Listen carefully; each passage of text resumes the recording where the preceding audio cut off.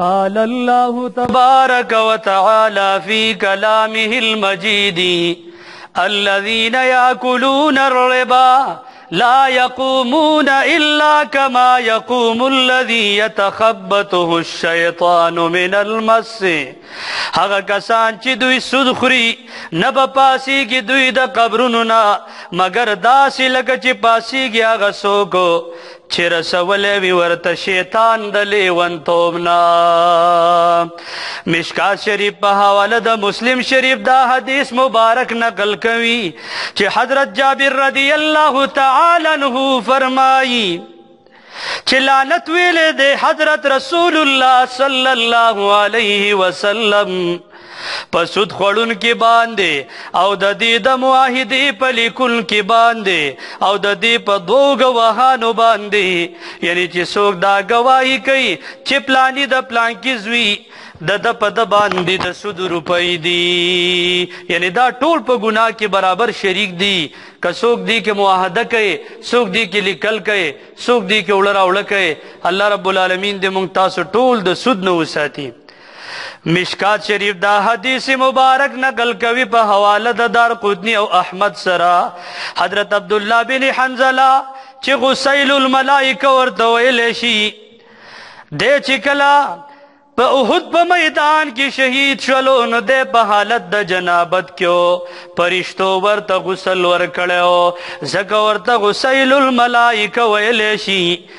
دوی نه روایت کوي چې حضرت رسول الله صلی الله علیه وسلم او فرمایلا چې څوک یو درهم د سود خوري او دی پوه وي چې دا خو سود دی نو دا ډېر سخت دی په جرم کې زیات لدینا چې شپږ دېرش ځله زنا وکړي. استغفر الله العیاذ بالله. یو روپۍ د سود خوړل دا د شپږ دېرش ځله زنا کولو نه زیات جرم لري.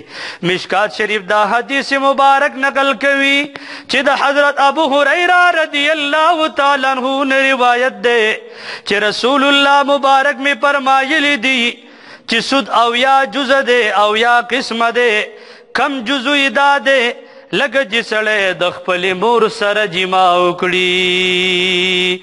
د سود او یا قسم دي او کم قسم دار د مور سره جما کول العیاذ بالله.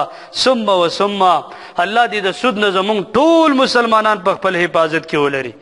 ابن ماجه شریف د حضرت ابو هریره رضی الله تعالی عنہ نے روایت کړي فرمای رسول الله مبارک میں فرمایلا چې په شپه د معراج زه په یو قوم باندې رالمه چې ګیډې د کورونو په شان وي د کوټو په شان وي او پکې ماران او لړمانان د بهر نه لیدلی شو.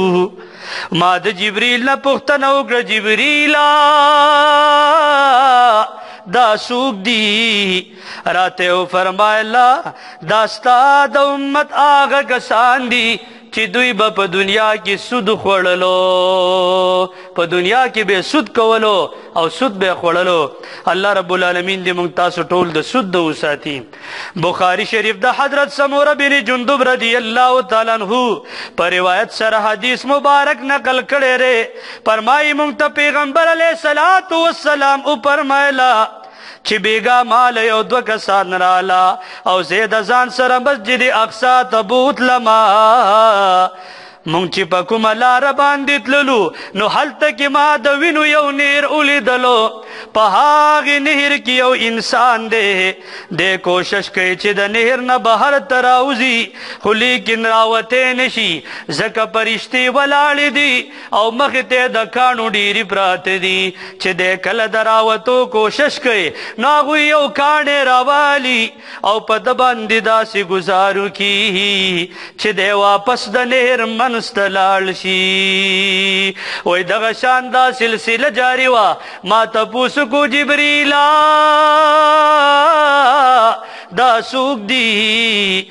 راته وفرمایله دا هغه کسان دي چې چا به په دنیا کې سود کولو او چا به په دنیا کې د سود روپۍ خوړلې.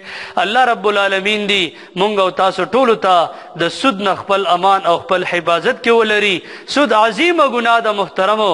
نن سبا ډېر خلک په دې کې اخته دی او په خپلو پیسو باندې چاته یو پیسې ورکړي او بیا په هغې باندې اضافي پیسې الي یا د غلې په بدله کې زیاته غلا غستل، د خرما دي کاغه وریجی دي کاغه غنم دي او کاغه وربشي دي کاغه داسې نور اجناس دي چې دړی ورکوي او د هغې په مقابله کې څه د پاسه دړی اخلي، دا ټول سود دی. الله رب العالمین دې موږ تاسو د سود نه وساتي. یا بینک کې پیسې کېدي او د هغې هغه منافع خوري، دام سود دی. چاله قرض ورکوي او د هغې ته اضافي پیسې الي، پیسې تیالې دا قرض په بنیاد باندې چې دا مال دومره به د میاشتې راکې، دې ته سود ویلی شي. الله دې موږ تاسو ټول د سود نه په خپل امان خپل حفاظت کې ولري. وصلی الله تعالی علی خیر خلقه محمد و آله و اصحابه اجمعین.